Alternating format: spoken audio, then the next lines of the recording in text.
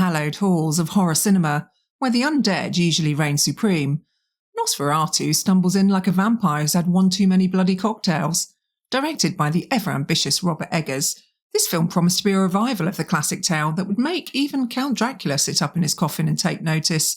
Instead, what we got was more like watching a 1920s vampire try to navigate the modern world with a smartphone. Confusing, amusing, but ultimately a bit of a mess. Now, there is brilliance here, but the script, along with the pacing, are off-key and out-of-tune notes. There's going to be major spoilers ahead, as I'm going to start with the original, which to Eggers' credit he stuck remarkably close to.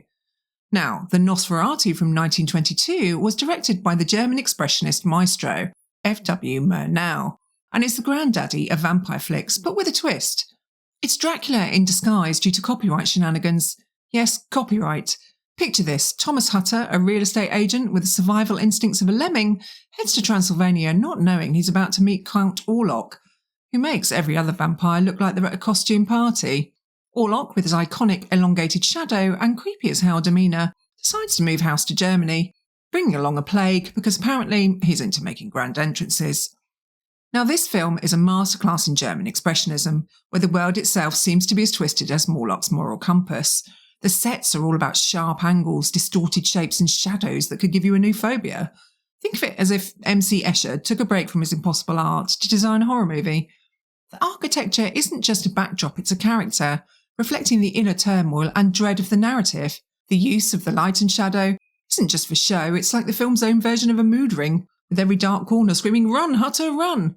The climax is where Ellen, Hutter's wife, decides that the best way to tackle a vampire is not with the usual tools, but by reading up on vampires for dummies, specifically the section on how they don't do well with sunlight.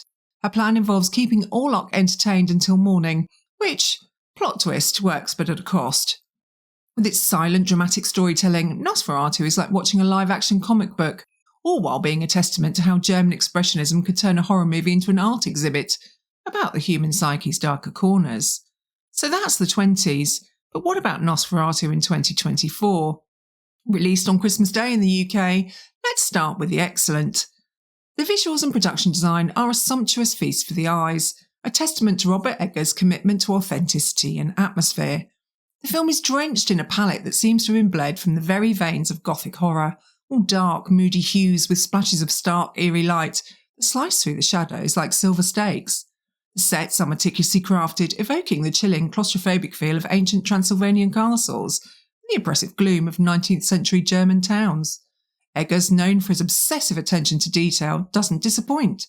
Every frame is a painting, from the cobweb-laced corners of Orlok's lair to the candlelit intimacy of Ellen's bedroom. However, this visual opulence sometimes feels at odds with the pacing of the film, where the beauty of the production can overshadow the narrative, turning moments of horror into art exhibitions. Still, the costume design, with its period accuracy and haunting silhouettes, and the use of practical effects over CGI for the vampire's transformations, adds layers of authenticity that elevate the film, even when the story stumbles in the dark. The score for Nosferatu is perhaps the film's most redeeming feature. Composed by Robin Carolan, is a haunting and atmospheric masterpiece that perfectly complements the film's eerie narrative. Carolan's composition blends traditional orchestral elements with modern experimental sounds, creating a soundscape that evokes both the timeless dread of the original story and a contemporary sense of horror. So who's in this thing? Well, surprisingly, Lily Rose Depp as Ellen Hutter, amidst the fog of melodrama and narrative missteps, emerges as the film's true star, a beacon of modern acting in a Victorian horror show. Depp navigates the emotional labyrinth of Ellen with the skill of a seasoned actress, bringing layers to what could have been a one-note damsel. Her scenes are like finding a perfectly brewed cup of tea in a storm, warm, comforting, and exactly what you didn't know you needed. Bill Skarsgård's portrayal of Count Orlok walks a fine line between captivating and, well, a bit one-note. He's got look, all pasty skin and haunting eyes. Sometimes it feels like he's more focused on nailing the vampire aesthetic than delving deep into the character's psyche. Nicholas Hoult as Thomas Hutter, oh how he tries. He brings a level of earnestness to the role that's almost touching, if only the script hadn't left him adrift in a sea of melodrama. Holt's performance is like watching someone navigate a haunted house with a map written in crayon. You admire his dedication, but you can't help but wish he had better material. He's the human GPS in this Gothic adventure, constantly recalculating but never quite finding the right route. William Dafoe as Professor Albin Eberhard von Franz. Oh, that's a mouthful. So let's talk about a performance that's both a blessing and a curse. Defoe dives into this role with the enthusiasm of someone who's just discovered a new flavour of ice cream, except it's not quite what was promised. His wild, chaotic energy is entertaining, sure, but it's like watching a jazz musician at a funeral. Your improvisation is impressive, but you're left wondering if the solemnity of the occasion was missed. The supporting cast, including Emma Corrin, Simon McBurney and Ralph Ineson, do their part. They're like the chorus in a play where the lead singer has left the stage. Corrin offers moments of intensity, McBurney brings a touch of class, and Ineson adds his usual heft. They're all somewhat lost in the shadow of a script that doesn't know how to use them. Now, Nosferatu suffers from pacing issues that can only be described as a slow vampiric drain on the viewer's patience. The film's length is a testament to its love for the source material, but it's also its Achilles heel. Every scene is drawn out with an almost reverential slowness, as if the director is trying to wring every last drop of atmosphere from each frame, often to the detriment of the story's momentum. There's a point where the meticulous attention to detail and the lingering shots of Gothic beauty crosses the line into tedium. To my reckoning, it's about 45 minutes too long. At nearly 2.5 hours, Nosferatu overstays its welcome. Now, Nosferatu, bless its dark little heart, tries to grapple with themes as if it's a vampire at an all-you-can-eat buffet of existential dread. At its core, you've got the age-old showdown between light and darkness, which, let's face it, is basically every horror movie ever, but with more candelabras. The film dives into the murky waters of love and obsession, with Count Orlok personifying the kind of clinginess that would make even the most desperate ex seem like a casual acquaintance. There's this whole spiel on corruption, both of the flesh and spirit, but it's like watching someone try to explain the internet to Dracula. A bit outdated. Orlok's influence spreads like a bad, really bad case of the flu, but instead of handkerchiefs, everyone's reaching for crucifixes. The theme of isolation? Oh, it's there in spades, with characters so confined by their settings you think they're in a Victorian version of Big Brother. Instead of housemates, it's just them, their fears, and a vampire apparently has no concept of personal space.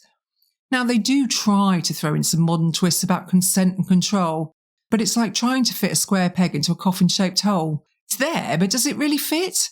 The film seems to pat itself on the back for this, but it's more like a pat on the back of a Victorian nightgown. A bit awkward and out of place. And let's not forget the attempt at feminist commentary through Ellen, who's meant to be taking back control in a world of patriarchal and supernatural terror. I wish they'd just bog off with this stuff now. It's a brave effort, but it's like watching someone try to assert dominance in a room full of literal vampires. Get points for trying, but the execution might need a bit more, bite. Nosferatu, the modern version, is a film you might watch with a group of friends, each of you armed with a bowl of popcorn and a sharp tongue for critique. It's an exercise in style over substance where the Gothic atmosphere is so thick, could cut it with a steak, but the story itself feels like it's been bled dry. Eggers has crafted a visually stunning homage to the classic, but in his attempt to honour the past, he's forgotten to scare us into the future. For all its beauty, this Nosferatu is less a creature of the night and more a well-dressed guest at a costume party, one who forgot the main event was supposed to be terrifying. So if you're a fan of Eggers' visual flair, by all means give it a watch. It's not terrifying, but it is aesthetically beautiful, and Lily Rose Depp's performance is well worth a watch. I prefer the original. If you've laughed, cringed, or even felt the chill of Nosferatu 2024, where Gothic horror meets modern sensibilities in a dance of doom, then show your appreciation by giving this video a like. Your likes and comments are like the stakes to our undead content, keeping our channel alive and thriving. So don't lurk in the shadows, step into the light. Like, comment and subscribe for more. In this digital age, every viewer counts, so let's keep the conversation going.